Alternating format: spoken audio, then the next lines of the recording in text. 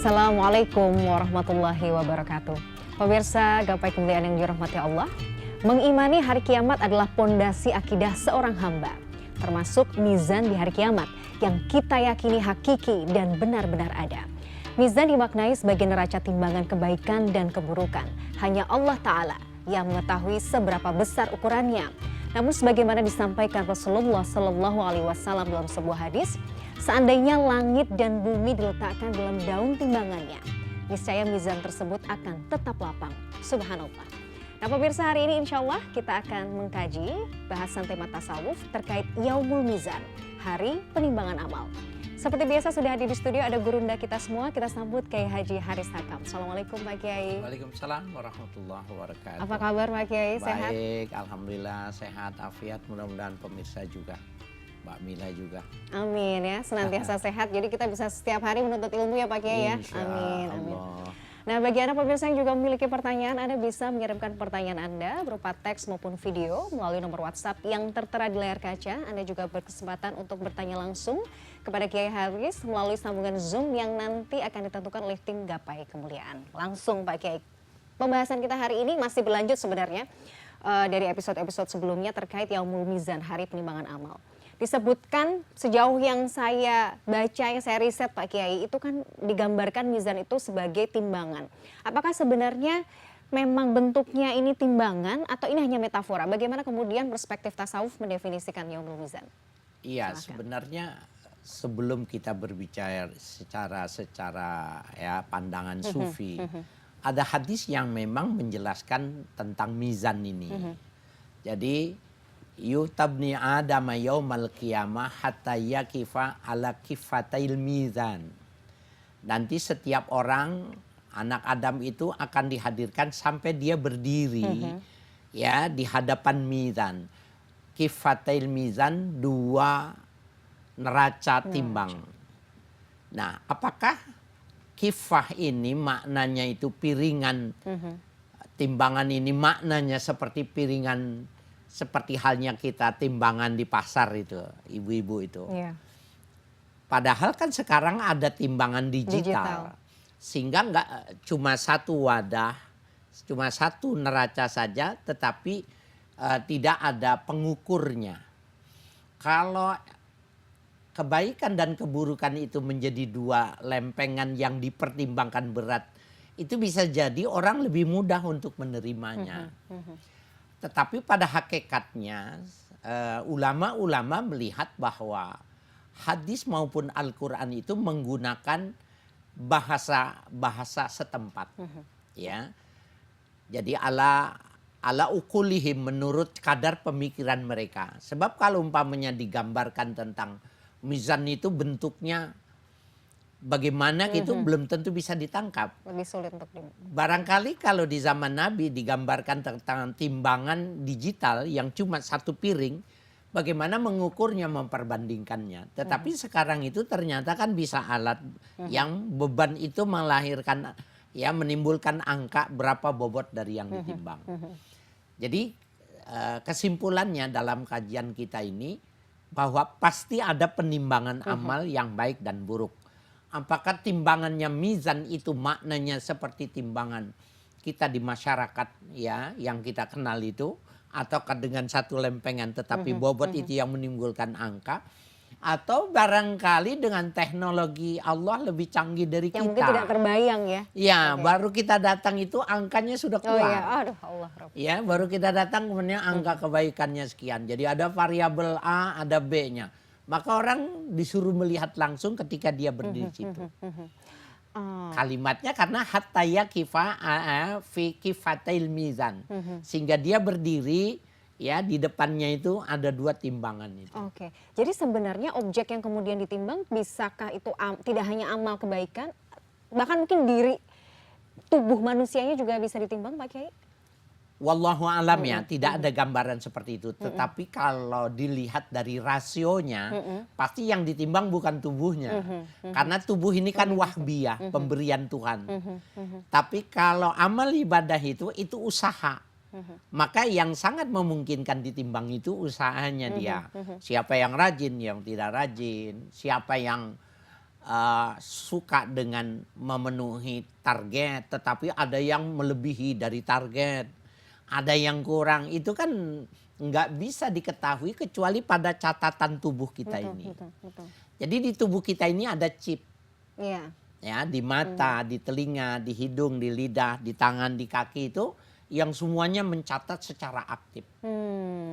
Apakah ketika kita berdiri kemudian chip itu sudah diterjemahkan Iya.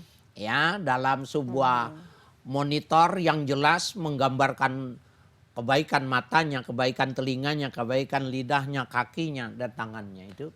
Apakah seperti itu? Ya, maka bisa sangat memungkinkan. Yang pasti lebih canggih dari buatan manusia. Iya, betul. Gitu. Kalau ada misalnya kita familiar dengan apa ya, anggapan bahwa nanti di hari kiamat itu mulut kita akan dikunci. Jadi tangan kita yang kemudian akan bersaksi, kaki kita, bagian tubuh kita yang lain. Apakah itu letaknya pada Yaumul Mizan atau mungkin di lokasi yang lain, Pak Kiai? Ya, itu al-yauma nakhtimu ala afwahihim wa tukallimu aydihim wa tashhadu arjuluhum bima kanu yaksibun. Pada hari itu aku tutup mulutmu. Jadi karena mulut ini suka bohong. Iya, mencari Ya, alasan. ya, tapi yang berbicara itu tangannya. Menjadi saksi kakinya. Sebenarnya itu digambarkan bahwa chipnya itu berfungsi. Ya, jadi anggota tubuh yang melakukan kebaikan yang memberikan penilaian, yang mencatatnya. Kalau dibilang kaki itu menjadi saksi, itu ketika yang melakukan tangan. Tetapi kalau kaki yang berbuat baik, umpamanya dia menahan orang untuk tidak jatuh ke cebur, maka bisa jadi yang berbicara kaki, tangannya yang menjadi saksi gitu secara terbalik. Tetapi yang pasti ketika mulut ditutup itu maknanya orang nggak bisa berbohong. Bukan maknanya tidak berbicara. Sebab kebaikan-kebaikan di mulut banyak.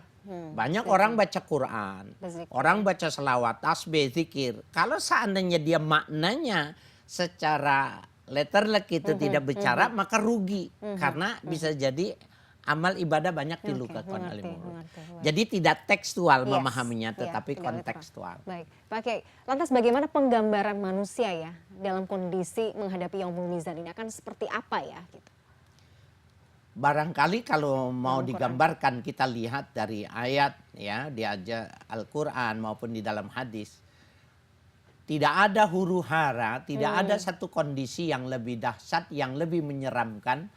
Karena memilukannya kondisi pada saat itu. Orang menunggu, menanti. Ya, menunggu, menanti itu sangat menjenuhkan. Jadi menunggunya saja sudah siksaan tersendiri. Sebelum ada penantian itu tadi. Nah, gambaran yang semacam itu dari lantaran bagi orang yang menunggu itu nggak bawa snack box dan nggak bawa air minum.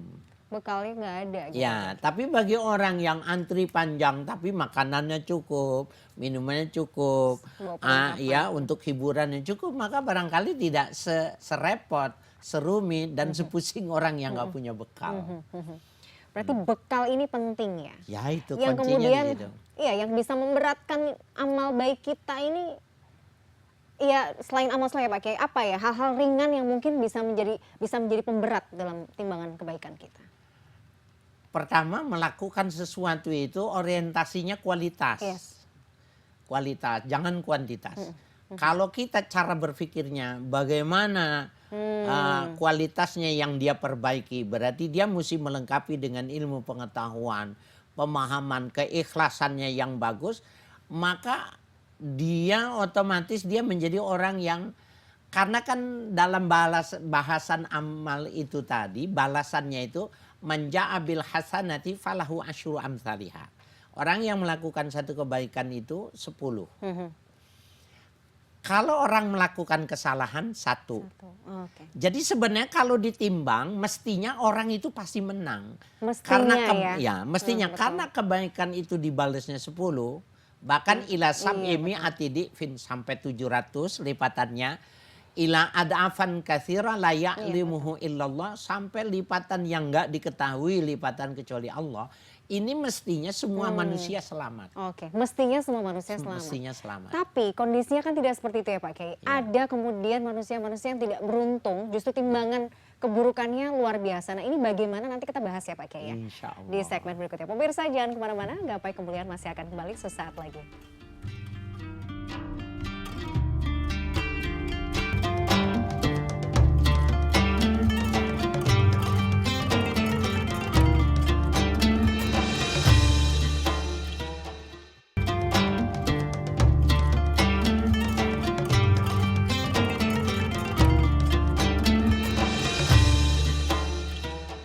Assalamualaikum warahmatullahi wabarakatuh. Nama saya Marzuki dari Bogor. Di dalam kitab Tasawuf Al-Ghazali ada pembahasan tentang mizan atau timbangan. Apakah timbangan amal itu seperti timbangan kita di pasar-pasar yang ada dua piring timbangan atau dua bagian antara satu dan lainnya untuk mengukur kebaikan dan kejelekan seperti penimbang dan yang ditimbang. Kemudian apa yang memberatkan timbangan kita di akhirat seandainya masa umur kita pendek? Terima kasih. Pemirsa, terima kasih Anda masih menyaksikan Gapai Kemuliaan dalam episode Yaumul Mizan, Hari Penimbangan Amal. Pak Kiai, tadi segmen 2 sudah dibuka dengan pertanyaan dari salah satu pemirsa Gapai Kemuliaan, Mas Marzuki di Bogor. Pertanyaan ada 2. Yang pertama tadi mungkin kita sudah bahas ya, tapi tidak apa-apa kita ulang lagi. Bagaimana sebenarnya perspektif tasawuf ini kemudian mengelaborasi atau mendefinisikan mizan atau timbangan ini. Yang kedua, bagaimana kemudian amalan itu bisa menjadi pemberat ya, pemberat amal kebaikan. Sementara mungkin kita tuh tidak memiliki umur yang panjang. Bagaimana Pak Kita foto? Baik, pertama bahwa mizan itu akar katanya dari kata wazan. Wazan. Dalam gramatikal bahasa Arab itu ada timbangan.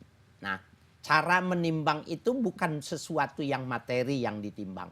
Tetapi seperti kata doroba yadribu dorban itu adalah timbangan untuk kayak kalimat yang lain umpamanya alima ya'lamu ilman umpamanya.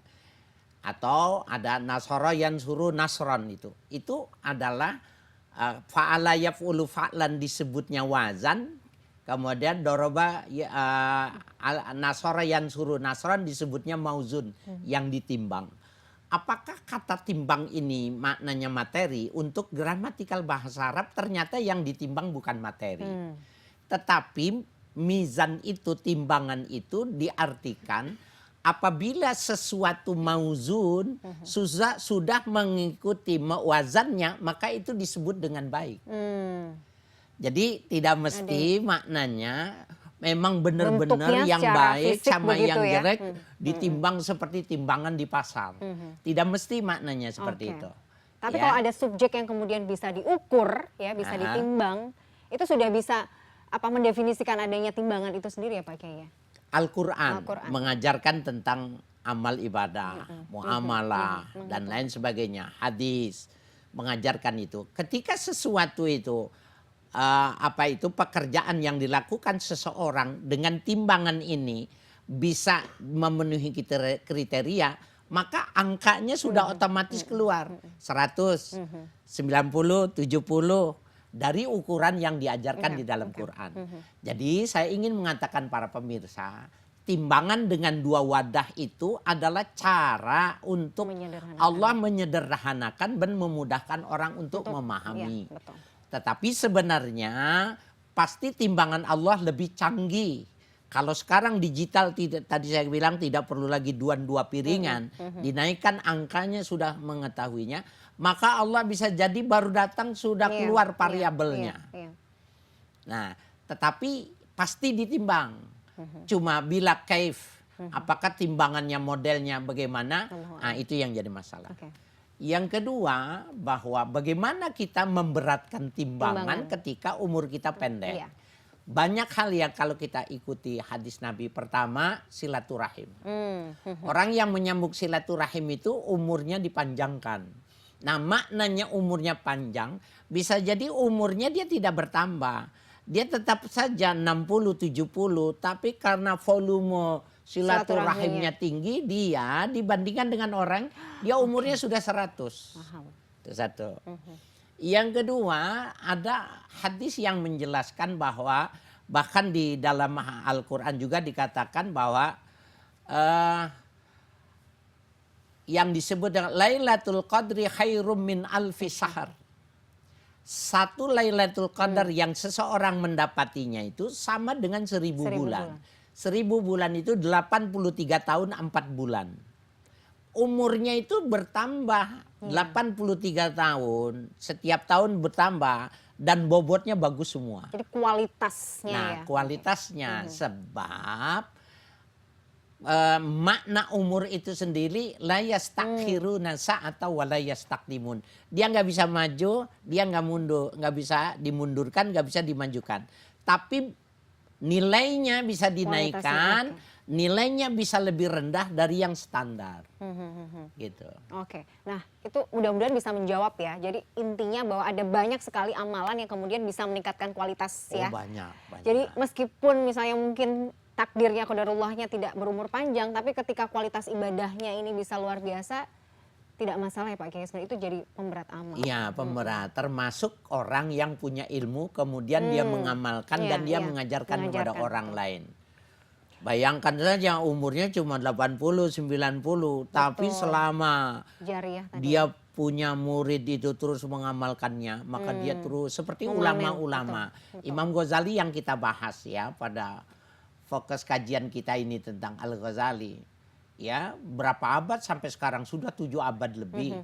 Tetapi pahalanya akan berkembang terus sampai kapanpun. Terbukti bahwa karyanya tetap dicetak orang, dikagumi dan diamalkan oleh orang. Masya Allah. Jadi, Nah, termasuk Mbak Mila punya harta banyak, bangun Masya Allah, masjid. amin. Ya, bangun masjid. Kemudian selama masjidnya dipakai, bukankah sama umurnya panjang itu? Umur boleh pendek, tapi jariahnya ya, pahala jariahnya yang kita berharapnya terus menjadi penerang kita ya Pak Kiai ya.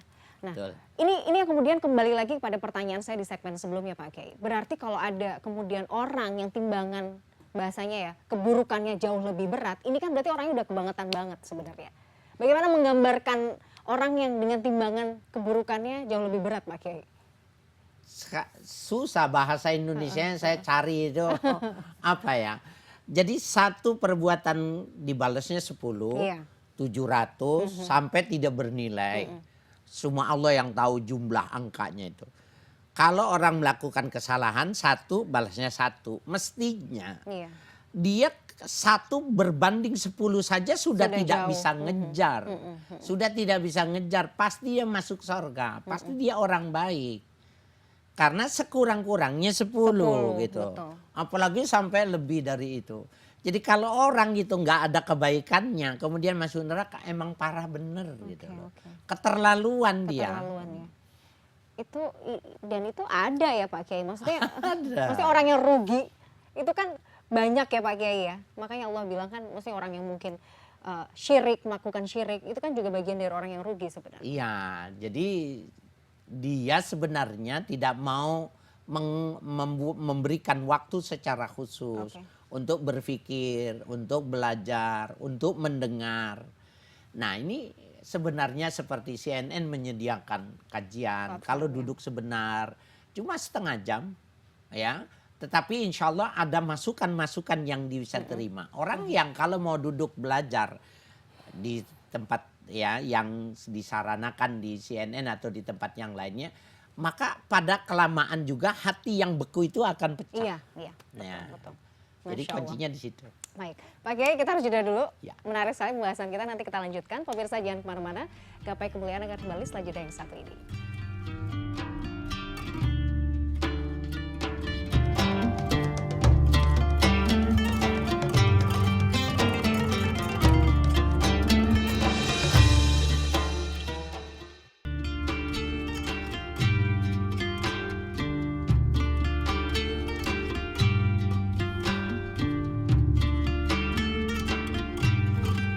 Pemirsa, terima kasih Anda masih menyaksikan Gapai Kemuliaan dalam episode episode Yaumul Mizan, hari penimbangan amal. Pak Kiai, kalau ada kemudian kondisi di mana timbangannya ini seimbang ya, antara kebaikan dan keburukan, endingnya, nasibnya akan seperti apa, Pak Kiai? Iya, di dalam Al-Quran ada ilustrasinya itu. Wa amma man sakulat mawazinuhu fa ummu fi 'ishatir radiyah.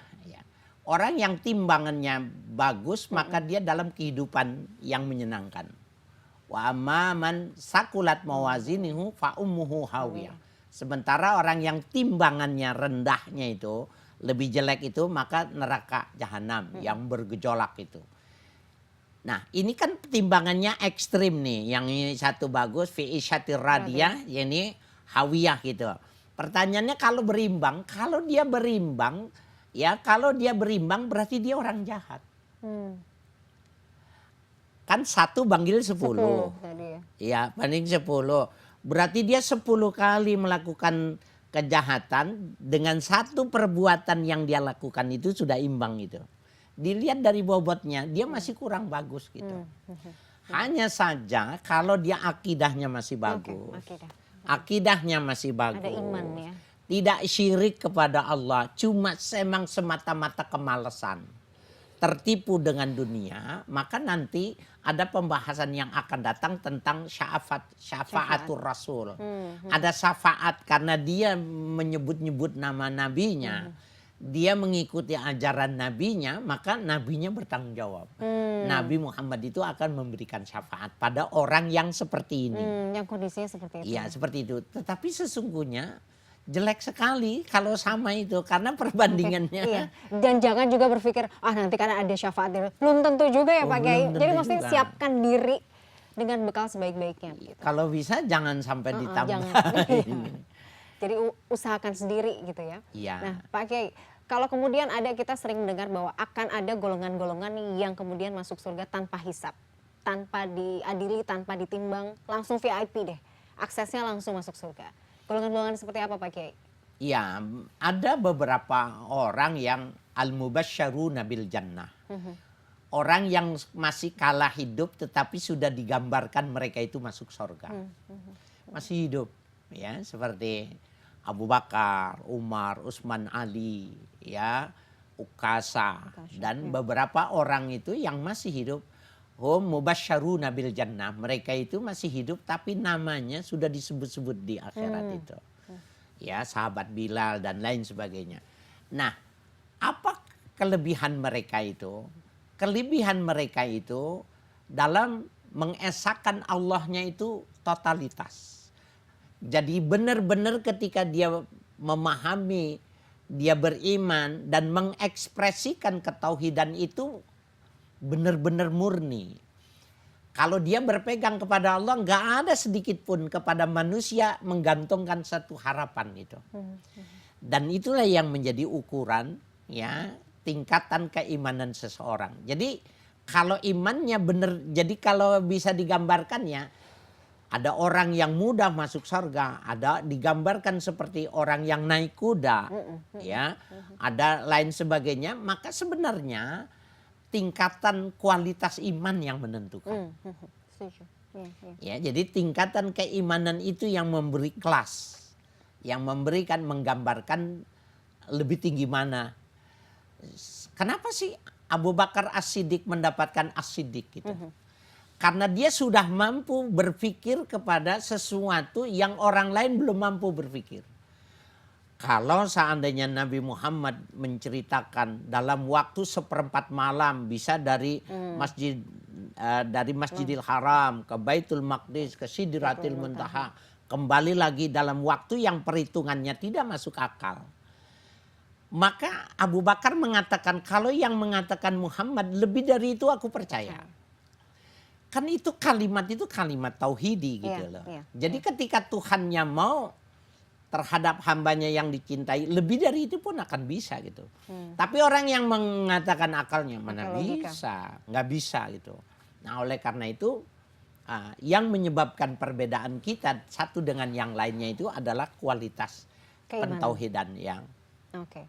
kadang kalau kita bicara soal akhirat kan beberapa episode terakhir ini kita selalu bicarakan tentang kematian gitu ya Pak Kiai, itu kemudian akhirat.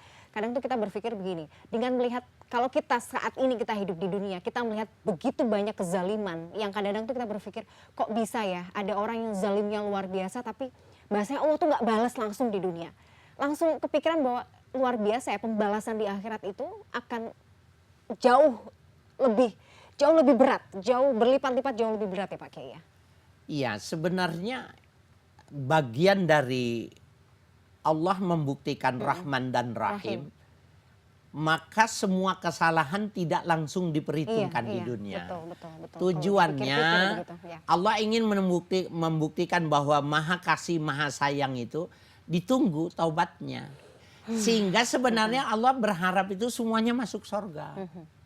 Pengennya Allah semuanya masuk surga. Dan itu mudah bagi Allah sebenarnya. Kalau Allah mau kan semuanya jadi satu kaum, satu agama langsung masuk surga kan sebenarnya begitu ya Pak Kiai? Bisa. Sangat gampang. Sangat gampang, tetapi orang yang masuk surganya tidak asyik. Betul. Karena dia mendapatkannya tidak dengan berjerih payah. Iya. Orang yang dikasih uang 10 juta dikasih dengan orang yang bekerja dapat gaji 10 juta akan berbeda. Sebenarnya Allah begitu. Jadi dia ditunggu mau taubat. Kalau masih mau bertobat ditungguin gitu loh. Allah tuh maha baik Ya. gitu.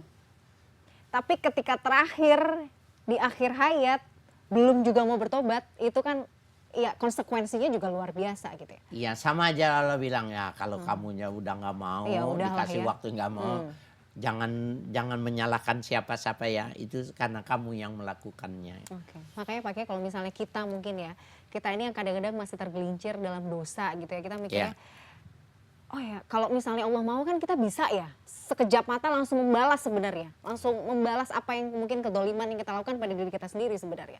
Tapi Allah masih menangguhkan itu, sebenarnya itu bagian dari betul. Nah ini menarik nih.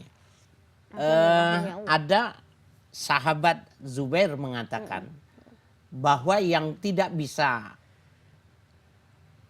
harus kita pikirkan itu.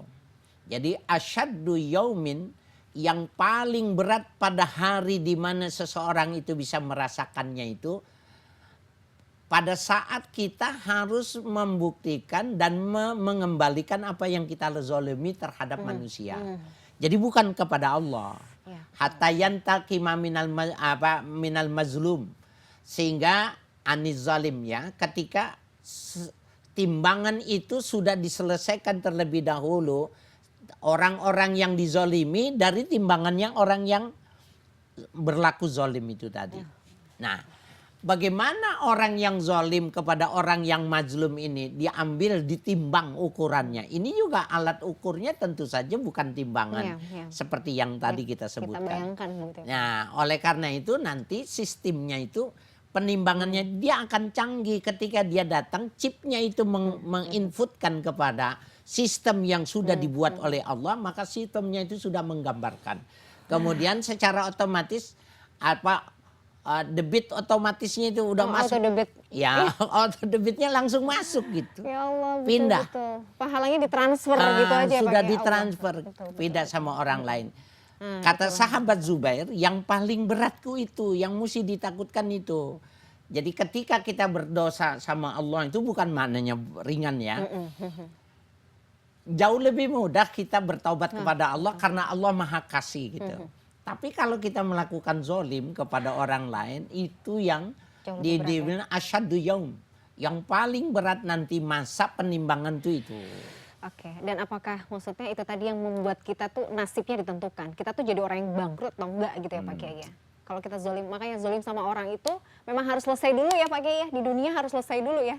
Supaya nggak ada beban nanti ya Pak Kiai ya? Betul. Oke, Masya Allah. Pak Kiai ini menarik sekali, tapi waktunya terbatas. Terima kasih atas ilmunya hari ini Pak Kiai. Insya Allah nanti kita akan lanjutkan bahasan kita di episode berikutnya. Pemirsa, usai sudah perjumpaan kita hari ini dalam program Gapai Kemuliaan. Semoga tausiah kita kali ini bisa menambah hasanah ilmu agama kita, menjadikannya bermanfaat, dan yang paling utama menambah ketaatan kita kepada Allah Azza wa Jalla. Saya Mladia Rahma dan juga Kiai Haji Haris Hakam pamit. Terima kasih atas perhatian Anda. Insya Allah kita akan jumpa lagi pada episode berikutnya. Wabillahi taufik wal hidayah. Wassalamualaikum warahmatullahi wabarakatuh. Waalaikumsalam warahmatullahi wabarakatuh.